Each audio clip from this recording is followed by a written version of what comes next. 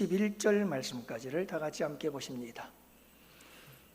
에베소서 5장 15절부터 21절 이제 다 같이 함께 한 목소리로 말씀 받들어 읽겠습니다. 그런즉 너희가 어떻게 행할지를 자세히 주의하여 지혜 없는 자같이 하지 말고 오직 지혜 있는 자같이 하여 세월을 아끼라. 때가 악하니라. 그러므로 어리석은 자가 되지 말고 오직 주의 뜻이 무엇인가 이해하라. 술 취하지 말라. 이는 방탕한 것이니 오직 성령으로 충만함을 받으라. 시와 찬송과 신령한 노래들로 서로 화답하며 너희의 마음으로 주께 노래하며 찬송하며 범사의 우리 주 예수 그리스도의 이름으로 항상 아버지 하나님께 감사하며 그리스도를 경외함으로 피차 복종하라. 아멘.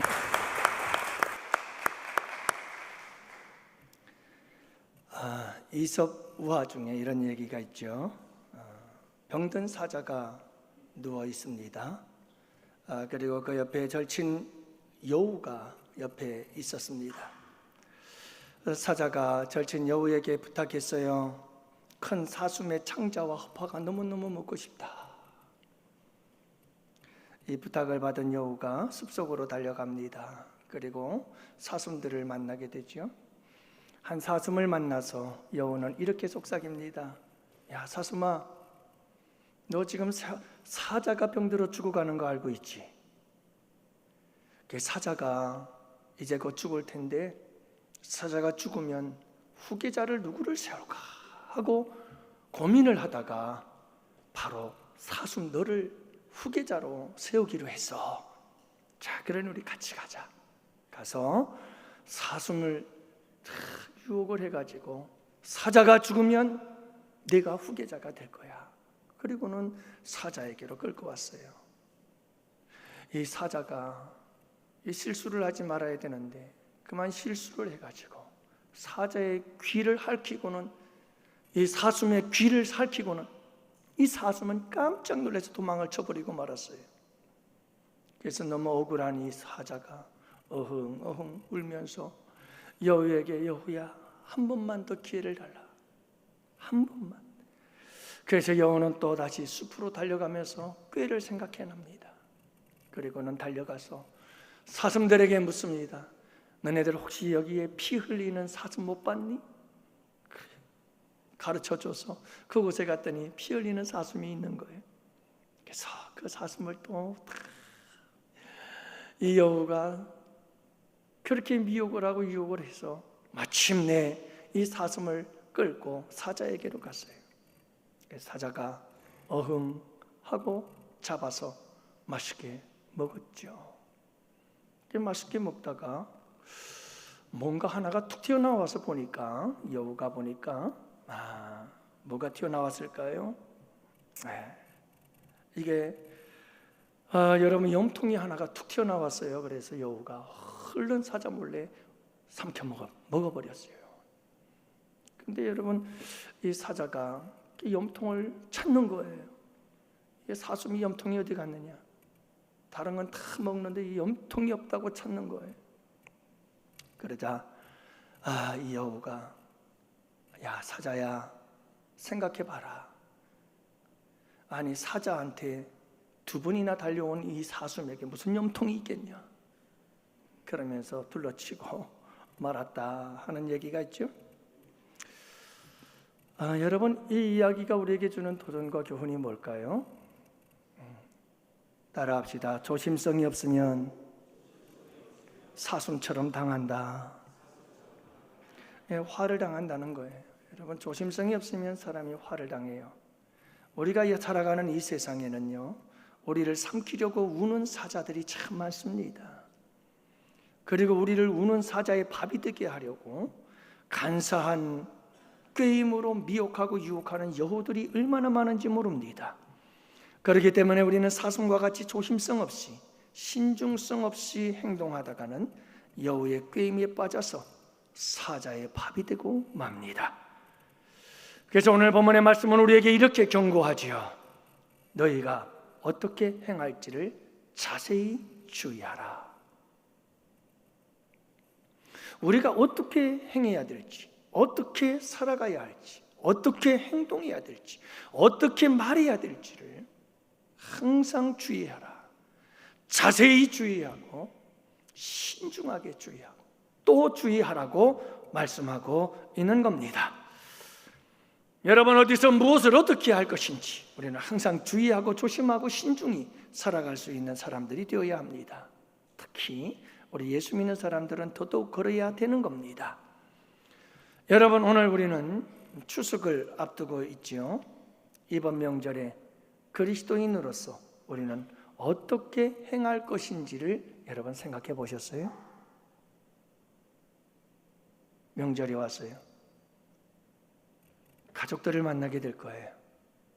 많은 사람들이 찾아오기도 하고 우리는 또 여러 사람들을 찾아가기도 할 거예요. 지인들도 만나게 될 것이고요. 긴 연휴 동안에 우리는 참 많은 사람들을 만나게 될 것이고 여러 가지 일들을 하게 될 거예요. 그런데 여러분, 생각해 보셨어요? 자세히 주의 깊게 생각해 보셨어요? 내가 어떻게 행할 것인지를.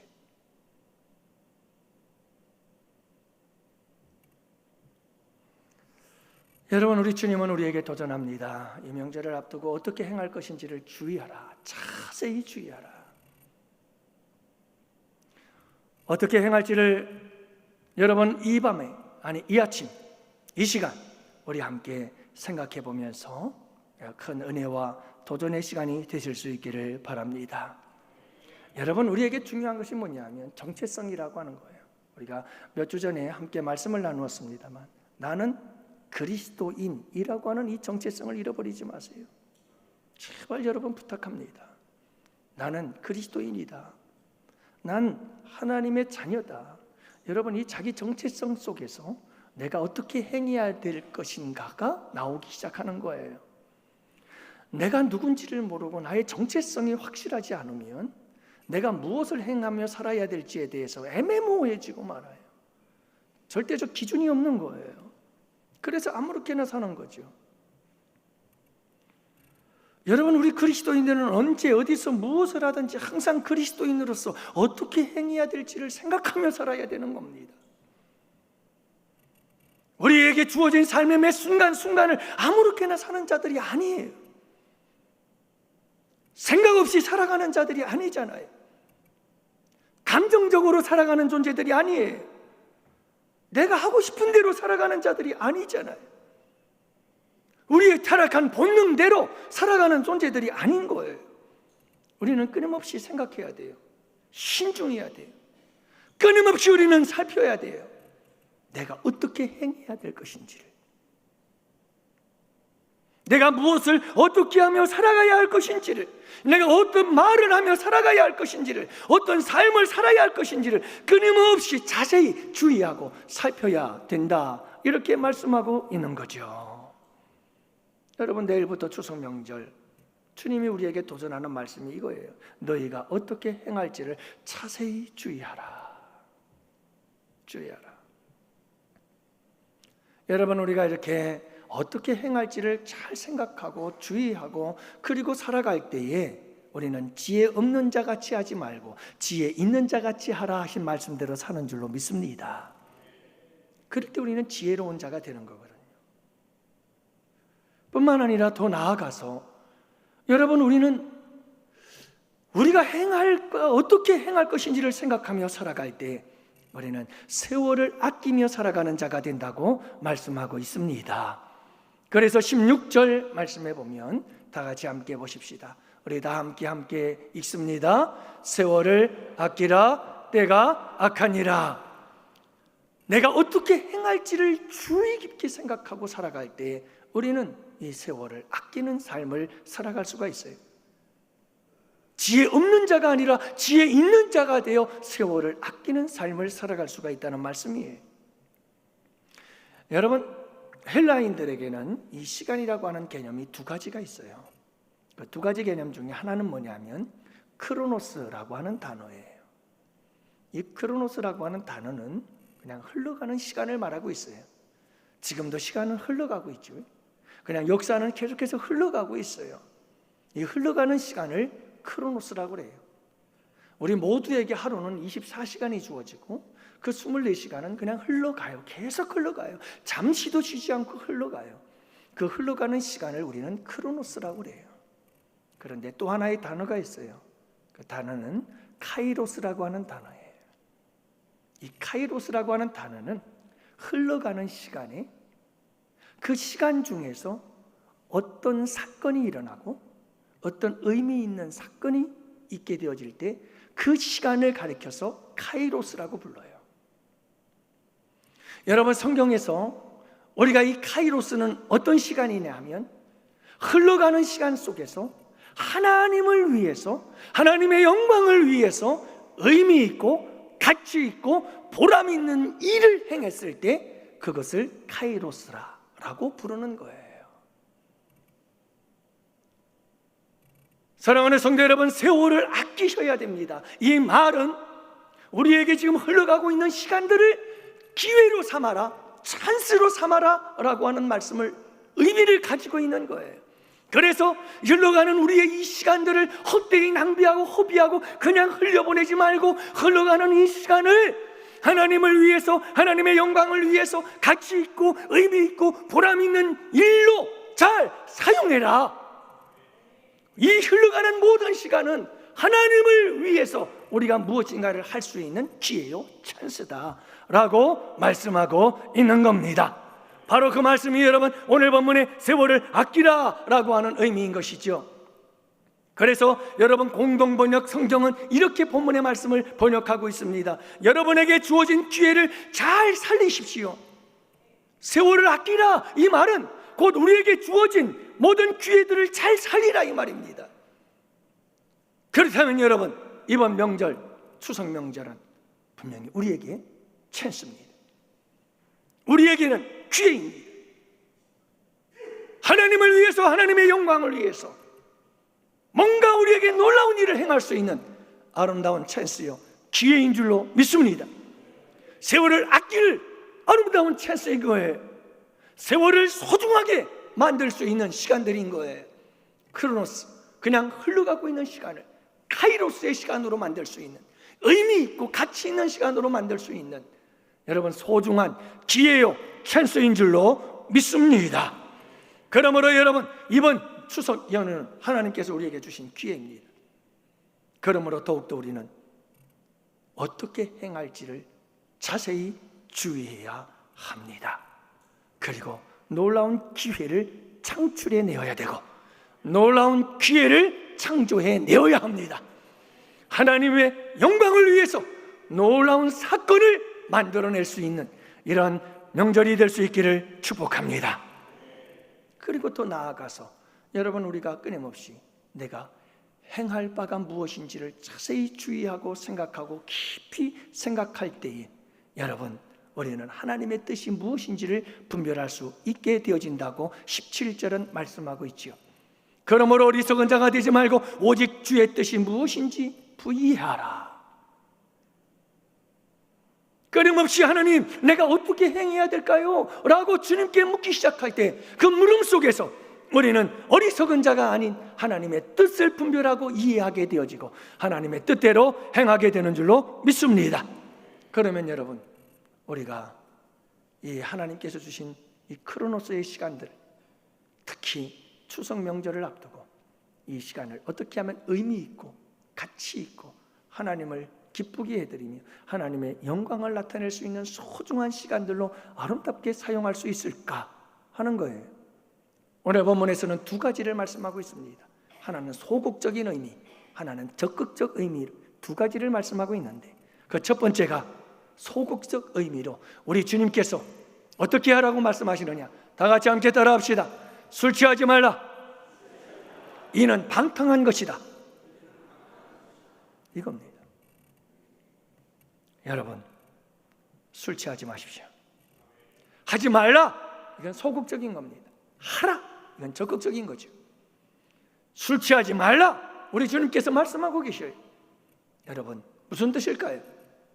첫 번째는 이런 의미가 있어요. 문자 그대로 술 취하지 마십시오. 사랑하는 성도 여러분, 이번 주 명절에는 술 근처에도 가지 마세요. 술 쳐다보지도 마세요. 목사님, 소주가 아니고 맥주는 괜찮지 않나요? 여러분, 그런 소리 하지 마세요. 쳐다보지도 마십시오. 왜요? 저한테 따지지 마세요. 주님께 따지세요. 이는 방탕한 것이니. 방탕한 거래요. 그러니까 안 되는 거예요. 당시 에베소 도시에는 술의 신이 있었어요. 디오니소스라고 하는 술의 신을 만들어 놓고 그 신에게 예식을 하는데 술 파티가 벌어졌던 거죠. 수많은 사람들이 술 파티를 열고 술을 마시며 이 디오니소스라고 하는 술의 신에게 경배를 하고 제의를 올려드렸던 거지요. 이런 습관들이, 이런 관습이 교회 안에까지 들어온 거예요. 그래서 사도 바울은 에베소 교회 성도들에게 여러분 술 취하지 마세요. 방탕한 겁니다 라고 엄격하게 경고하고 있는 거지요. 여러분 술 취하지 마세요. 어떤 분은 또 이렇게 말해요. 저보고 찾아와서 목사님 술 취하지 말라고 그랬지 술 마시지 말라고 그랬잖아요. 참, 여러분 알코올 중독 걸린 사람들에게 한번 가서 물어보십시오. 처음부터 알코올 중독자가 되기로 작정하고 마셨느냐고. 처음엔 사람이 술을 마시지만 그 다음에 술이 술을 마시고 그 다음엔 술이 사람을 잡아먹는다는 걸 잊지 마셔야 돼요. 여러분이 알코올, 니코틴 이런 것들은 얼마나 중독성이 강한지 몰라요. 그래서 여러분 한두 번 마시다 보면, 한 잔 두 잔 마시다 보면 우리가 술에 사로잡혀 술의 노예가 되어버린다는 걸 잊지 말아야 합니다. 어떤 분이 이런 인터뷰를 했더군요. 남편이 술에 취해 갑자기 칼을 들고 저를 위협했어요. 급하게 도망치느라 신발도 제대로 못 신고 뛰쳐나왔어요. 이런 일들이 비일비재합니다. 경찰청에서 발표한 바에 의하면 술 취한 상태에서 저지러진 범행이 자꾸 늘어나고 있다는 거예요. 2012년도에 발표가 이르니 지금은 여러분 얼마나 많이 늘어났겠어요. 폭력이 33.9%, 살인이 22.6%, 그리고 강간이 30.3%, 모든 범죄의 이 정도의 부분이 전부 다 여러분 술에 취한 상태에서 저지른 범죄라는 거예요. 여러분 술을 마시면 전두엽 기능이 일시적으로 마비가 되어버린대요. 사람들이 이성적 판단을 할 수가 없는 거예요. 그리고는 본능적으로 행동하기 시작합니다. 감정적으로 행동하기 시작합니다. 내 마음속에, 내 삶 속에 막 눌려있던 것들이 폭발하기 시작합니다. 그러니 여러분 술 취하면 긍정적으로 반응할 수 있을까요? 부정적 반응이 나올 수밖에 없는 거지. 그래서 술 먹으면서 막 싸우는 거예요. 가만히 여러분들 술자리에 한번 가보세요. 서로 싸우고 그리고 그것이 범죄로 이어지고 마는 거지. 그러므로 여러분 어떤 핑계도 대지 말고 이번 추석에, 아니 앞으로는 여러분 술을 끊으세요. 술 끊으세요. 저는 목회를 하면서 너무너무 마음이 아팠던 적이 많아요. 이 술 때문에. 정말 이 세상에서 술이 없어져야 돼요. 술이 얼마나 많은 가정들을 파괴시키는지 저는 눈으로 똑똑히 보았습니다. 수많은 가정들이 술 때문에 다 파괴되고 깨지고 부서지고, 얼마나 많은 자녀들이 술 때문에 마음의 아픔, 상처를 안고 평생을 불행하게 살아가는지 봤어요. 술 때문에 얼마나 많은 가족들이 매일같이 밤마다 눈물을 흘려야 되는지 저는 그걸 목회 현장에서 얼마나 많이 봤는지 몰라요. 여러분 술 끊으세요. 술 취하지 마세요. 이건 방탕한 것입니다. 이번 명절에는 여러분 술 근처도 가지 마시고, 성령께서 역사하셔서 술 냄새를 맡으면 다 그냥 어떻게 되기를 축복합니다. 뭐라고 표현할 수가 없네요. 여러분 술 취하지 말라는 말은 두 번째 이런 의미가 있습니다. 세상을 따라가지 말라는 겁니다. 당시 에베소 교회의 그 사회상에서 가장 타락한 사회상을 대표적으로 보여주는 대명사가 술 취함이었습니다. 그 시대에 이 술 취함은 문화였고 관습이었고 트렌드였고 그냥 모든 사람들이 즐기는 이런 쾌락이었습니다. 그래서 술 취하지 말라라고 하는 말은 그 시대의 문화를 따라가지 말고 그 시대를 따라가지 말아라. 그 시대의 유행을 따라가지 말아라. 그 시대의 관습을 따라가지 말아라. 세상 사람들이 하는 세상 사람들의 문화를 따라가지 말라고 명령하고 있는 말씀이지요. 그러므로 사랑하는 성도 여러분, 이번 추석에는 세상 따라가지 마세요. 먼저는 세상의 우상 숭배를 따라가지 마십시오. 절대로 우상 숭배하지 마세요. 여러분, 우리 부모님들, 우리 조상님들은 참 소중하신 분들입니다. 존경해야 됩니다. 여러분들, 우리 조상들을 존경하시기 바랍니다. 그러나 여러분들, 이미 이 세상을 떠난 우리 조상들에게 엎드려 절하는 게 아닙니다. 여러분, 이 절한다는 것은 조상의 영이 살아있다고 생각을 하는 것이고 결국은 우상 그리고 귀신, 악한 영들에게 우리가 엎드려 절하는 것이 됩니다. 그러므로 절대로 우리는 여러분 이 우상에게 절하는 이와 같은 제사에 동참해서는 안 되는 겁니다. 그 대신 여러분, 우리가 해야 될 일이 있습니다. 예배입니다. 예배입니다.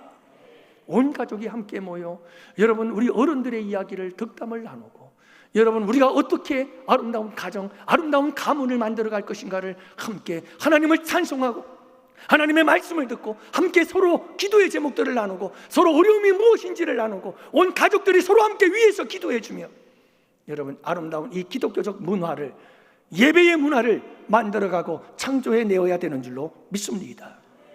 이런 멋진 명절 되시기를 축원합니다. 또한 여러분, 우리가 세상 사람들이 좋아하는 잡담, 세상 사람들이 좋아하는 서로 헐뜯고 비난하는 이야기들, 특별히 여러분 정치 이야기 하지 마세요. 저 그런 집안들 많이 봤어요.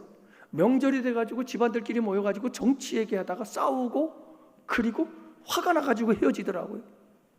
아니 도대체 그놈의 정치가 뭔데 여러분 그러는지 난 참 이해가 안 가요. 그게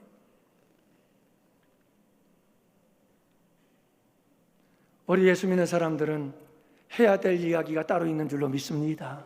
그건 나중에 얘기를 하도록 하고요. 절대로 세상 따라가지 마세요. 세상 사람들 모이면 쓸데없는 얘기들을 나로 하죠. 여러분, 그런 얘기들, 헛된 얘기들, 남에 대한 이야기들, 이런저런 불만과 불평, 사회에 대한, 정치인들에 대한 이런저런 불만과 불평의 이야기들 전혀 도움이 되질 않습니다. 전혀.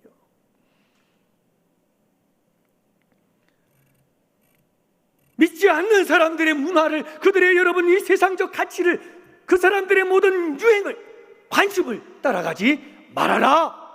이번 명절 따라가지 마세요. 할렐루야. 마지막으로는 이것도 하고 또 노래방도 가고 또 술 문화들을 비롯해서 세상 사람들이 즐기는 여러 가지 많은 것들이 있잖아요. 여러분들 잘 구분하시기를 바랍니다. 어떻게 행할지를 자세히 구분하시고 여러분 술 취하지 마시기 바랍니다. 세상을 따라가지 마시기를 바랍니다. 그러면 여러분 적극적인 의미에서 우리 주님께서 자세히 주의해서 우리가 따라가야 할 길이 어떤 길이냐, 오늘 말씀해 보니 성령 충만함을 받으라. 여러분 성령의 충만함을 사모하세요. 오늘 이 시간부터 성령 충만함을 사모하세요. 명절에 가서 이 연휴를 지낼 때 매 순간마다 성령 충만함을 사모하고 성령 충만함을 우리 주님께 구하시기를 바랍니다. 성령 충만이 무엇인데요? 성령 충만은 머리부터 발끝까지 성령이 나를 지배하는 거예요. 내 지정의 전 인격을 성령님께 내어드리는 거예요. 그분의 뜻대로 하옵소서 하고 그분의 내어드리고 그분의 인도하심을 따라 살아가는 거죠. 여러분, 그게 성령 충만이에요. 그래서 성령 충만함을 받으라 라고 하는 영어 성경 두 가지 이렇게 종류를 찾아보니 어떻게 이렇게 번역을 하고 있어요. 너희는 성령에 의해서 가득 채워져라. 성령으로 가득 채워지는 거예요. 우리의 생각도, 우리의 감정도, 우리의 뜻과 계획과 의지도 성령으로 채워지는 거예요. 이게 성령 충만인 거죠. 또한 성경은 이렇게 번역해요. 성령이 가득 차서 너를 주관하도록 하라. 성령이 충만하고 가득해져서 성령이 나를 주관하고 다스리고 이끄시고 인도하는 대로 가는 거죠. 여러분이 충만함을 갈망하세요. 성령이 충만해서 온전히 나를 지배해달라고 여러분 기도하세요. 내 생각을 지배해달라고, 내 입술을 지배해달라고, 내 마음을 지배해달라고, 내 감정도 울컥울컥하는 내 감정도 지배해달라고. 할렐루야. 그럴 때 여러분 우리의 마음속에 평강이 임하지 않겠어요? 이렇게 성령이 충만해지면요, 우리에게 나타나는 현상이 세 가지가 있어요. 오늘 본문이 말씀하고 있는 그 첫 번째가 뭐냐 하면 찬양의 사람이 돼요. 여러분 성령 충만함을 사모하세요. 그래서 이번 명절에는 찬양으로 가득가득 채우는 복된 명절 되시기를 축복해요. 여러분 다 가자, 이제 출발. 그 시간부터 찬양 틀기 시작하는 거예요. 가서 고향 도착했어요. 도착하자마자 찬송 틀어놓으세요. 찬양을 틀어놓고 그리고 찬양을 부르세요. 음식을 하면서도 찬양을 부르시고, 로얄 제리가 조금 나와도 괜찮아요. 그냥 찬양하세요. 여러분들 쉬지 말고 찬양하시기를 바랍니다. 올라올 때에도 여러분 차가 막힌다고 투덜투덜거리지 마시고, 열받아서 막 뚜껑 열리지 마시고 찬송 부르시기를 바랍니다. 그냥 처음부터 시작까지 모든 삶이, 여러분 이번 명절에는 찬양이 울려 퍼지는 복된 명절 될 수 있기를 원합니다. 성령이 충만하면 찬양이 나와요. 성령이 충만하면 여러분 성령 충만해서 찬송으로 가득 채워지는 복된 명절 되기를 축복합니다. 두 번째로는 여러분, 이게 성령 충만하다는 말은 우리가 이제 주님을 찬양한다고 하잖아요. 19절 말씀에 이제 찬양에 대해서 얘기를 했는데, 이 찬양이라고 하는 말은 곡조가 있고 리듬이 있고 박자가 있고 이런 찬양도 찬양입니다. 근데 성경에서 말하는 찬양이라고 하는 또 다른 의미가 있는데, 그것은 바로 하나님의 이름을 높이는 겁니다. 하나님의 이름을 영화롭게 만들고 하나님을 영광스럽게 하고 그분을 자랑하고 그분을 높여드리는 것입니다. 예수님을 자랑하고 하나님을 자랑하고 여러분 교회를 자랑하고 거기다 1+더 해서 목사도 자랑하고, 그 1+는 하든 안 하든 상관없어요. 그러나 여러분 꼭 하실 게 있어요. 여러분 하나님을 자랑하세요. 예수님을 자랑하세요. 교회를 자랑하세요. 하나님의 우리 양원교회 어떻게 역사하고 있는지를 자랑하세요. 여러분 놀라운 하나님의 역사들을 자랑하세요. 여러분들의 가정에, 여러분들의 삶 속에 하나님께서 어떻게 일하고 계셨는지 여러분 그것을 자랑하시기를 바랍니다. 이런저런 잡다한 얘기 수다 떨 이유가 없어요. 우리는 그냥 뭐 얘기하자고요? 하나님 자랑, 예수 자랑하자. 할렐루야. 예수님 믿었더니 너무너무 좋더라. 믿음생활 신앙생활 너무너무 행복하더라. 여러분 자랑하시기를 바랍니다. 그게 귀한 거예요. 성령이 충만하면 그래요. 성령이 충만하면 여러분 이 성령이 충만한 복된 명절이 되시기를 축복합니다. 마지막으로 성령이 충만하면 어떤 사람이 되느냐? 성령이 충만하면 따라합시다. 감사의 사람이 됩니다.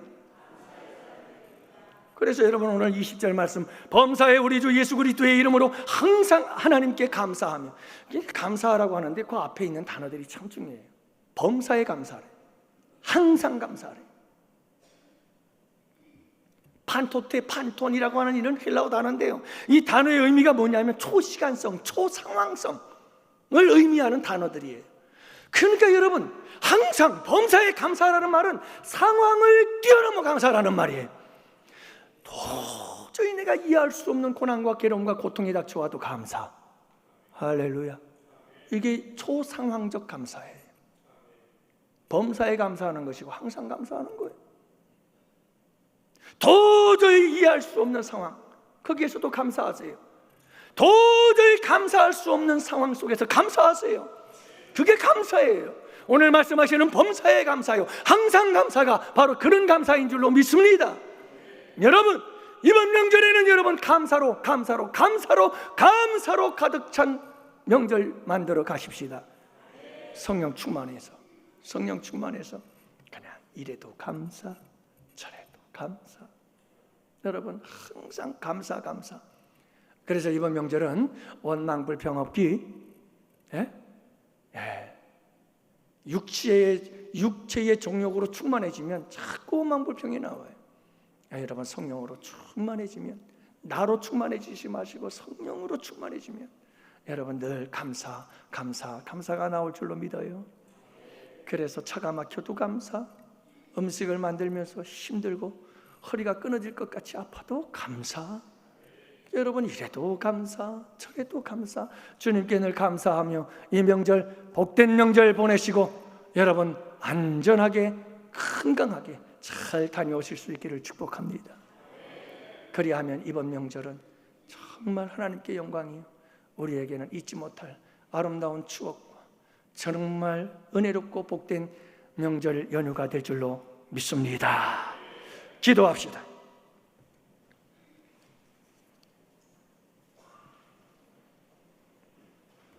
하나님,